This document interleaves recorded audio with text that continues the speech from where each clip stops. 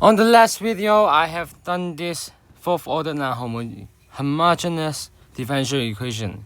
We conclude that the homogeneous or the complementary solution to this is this huge thing, right? However, I get the particular solution one, and I'm going to solve this by using our what's they call inverse operator method.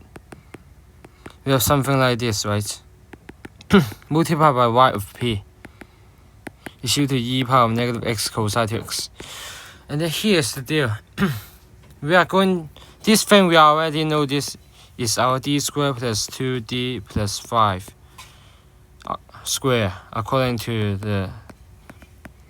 my previous video. And then that should not be divided by divided side. Yes. This entire expression is this entire thing square. And then we divided by the expression on both sides. You can get y of p is equal to 1 over d squared plus 2d plus 5 square e power of negative x cosine to x. And then we can write this as d squared plus 2d plus 4 plus 1. Therefore, we can write this as d plus 2 square plus 1. D plus 2. This is not that good. I'm going to write this as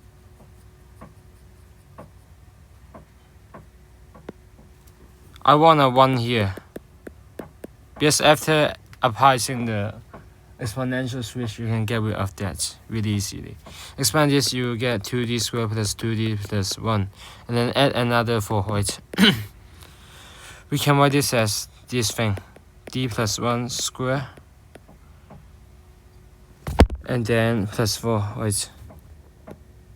Don't need appendices. Plus 4. And then times e power of negative x cosine to x. And x applies the exponential switch. You can get e power of negative x and then 1 over. And then replace this with our d minus 1. You can get d squared plus 4 on the denominator. Cosine to x. And don't forget about the square. This entire thing square. And then after simplify, you can get this entire thing. And how can we do this?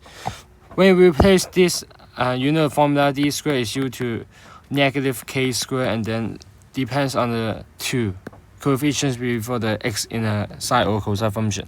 And here is 2, therefore it is 2 squared, which is negative 4. When we put negative 4, you can get negative 4 plus 4, which is 0. You get a 0 denominator. However, though, this is not a simple root. This square. This entire expression is square, so we cannot apply the differential formula. Differential the numerator, the denominator, and then multiply by x. We cannot do that. Only good for simple roots, I think. But let me try to do it.